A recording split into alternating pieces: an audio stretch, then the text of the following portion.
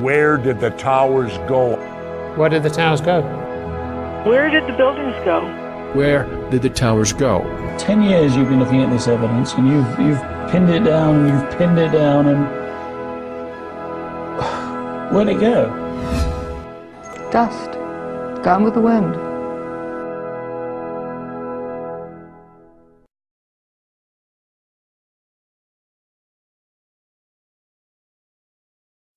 We're talking about the fact that most people see what they expect to see, what they want to see, what they've been told to see, what conventional wisdom tells them to see, not what is right in front of them in its pristine condition.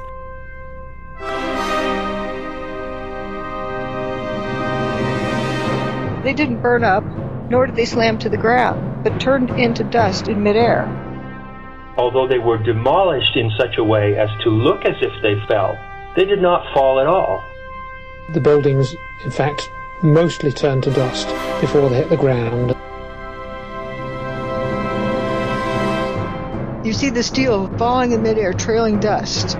It's not hitting anything as it's flying through the air. So why is it turned to powder in midair? It's not pulverization, it's not vaporization. I call it dustification. The buildings turn to dust. Those towers literally disintegrated. They went into dust. How could so much steel and concrete just vaporize? Did it all turn to dust? It's incomprehensible for somebody to see something solid turn into dust. The buildings turn to dust in midair. If you look at it, you can see that.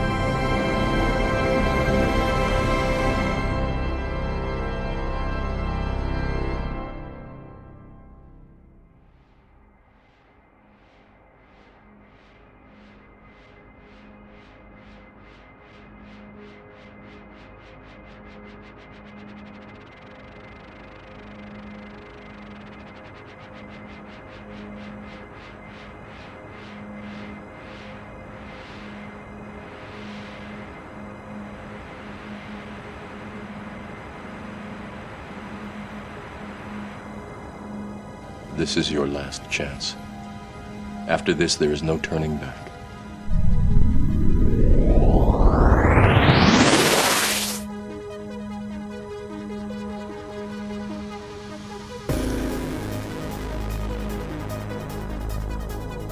You have a steel beam flying through the air, and it's dissolving as it flies through the air. It's turning into dust, and it's not hitting anything.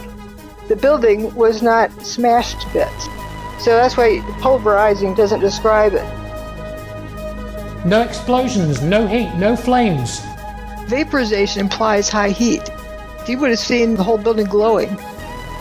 People would have been blinded by the light. It's very dense dust. It initially blocked out all of the sunlight, 100% of the sunlight, so it was pitch black. You come to the realization that these pieces of material are becoming dust. They're frothing up into dust as they fall. And if you watch some of these pieces, you can actually see them turning to dust before they hit the ground.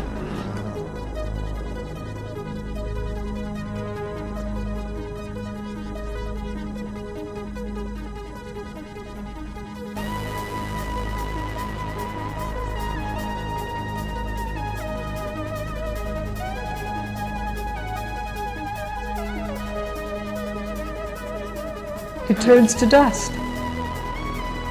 That's amazing. That is amazing. I mean, just like a Star Trek thing. It just, poof, it's gone. What we saw and what happened on 9/11 was something that we as the public had never seen before. What happened on 9/11, I believe today it was not a controlled demolition, it was not nanothermite, and it certainly was not the pancake effect of two planes hitting a building. There's a cluster of core columns that remains here. Watch what happens to them.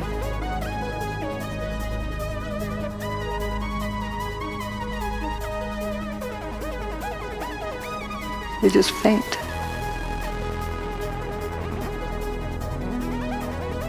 Here's Building 7, which is a 47-story building. It's like 650 feet tall, approximately. This has got to be over that.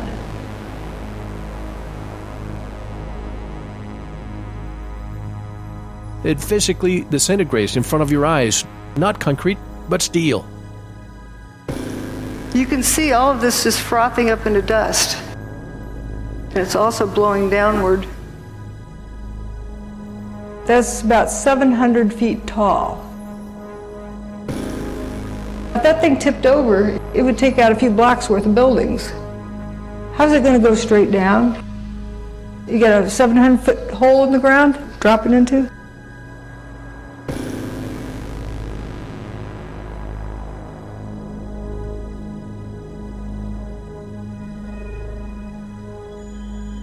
This video is of Building 7. Notice it's one face and one face only that has this lather pouring out of it. If that's smoke, why is it one face only from ground to roof?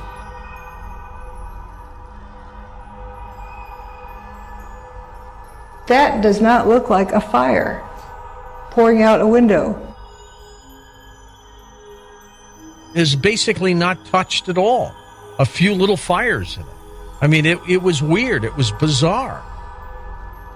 It blew out of one face of the building only, from bottom to top.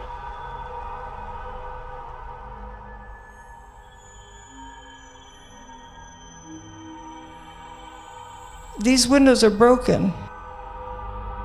If it was smoke from a fire and it really needed to get out, why isn't it coming out these windows? If there's a traffic jam, why does it take the path of least resistance?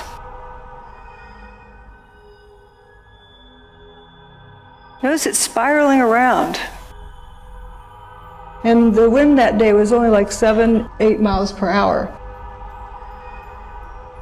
It's not pushing out, it's being sucked out, it looks like. And that poured out of the building all afternoon for 7 hours. That's a lot of material. So basically it was disintegrating from the inside. By 5:20 p.m., there wasn't enough mass left to slam to the ground. The walls were like an empty shell. I wonder how many people out there listening to us right now are just dumbfounded, looking at each other.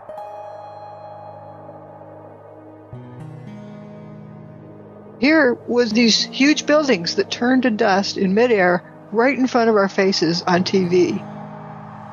Why did so few people see that? Because they were told to see a collapse, maybe? It does not fall within their learned parameters. Conventional wisdom kicks in, and it says that it's impossible to dustify a building.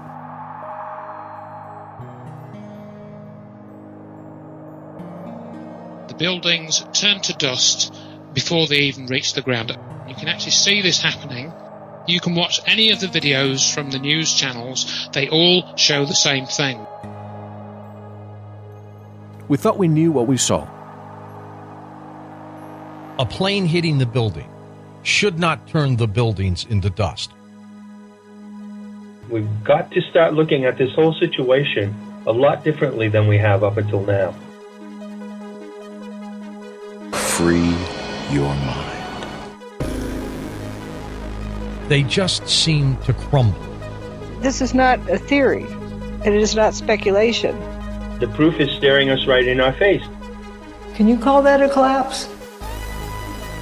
The building didn't burn up, nor did it slam to the ground, but turned into dust in midair.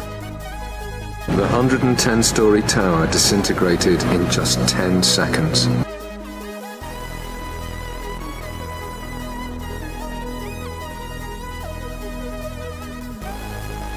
It doesn't look like a controlled demolition or a pancake effect. It looks more like a total pulverization.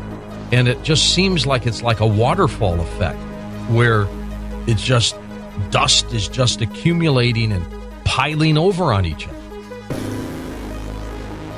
That's not a collapse. And it's not an explosion. It's a building frothing up into powder. This is 110 stories of building turning to dust in 10 seconds. It just seems to turn into dust. The towers did not collapse. They did not collapse. They were turned to dust. The towers were not brought down, but instead were turned into dust. We don't have a word in our vocabulary that describes that. So I've invented a new word, dustification. I kind of define it as the process of turning a solid structure into powder in midair. Dustified. There it goes. Wait a minute, that building's turning into dust in midair. Collapses don't do that.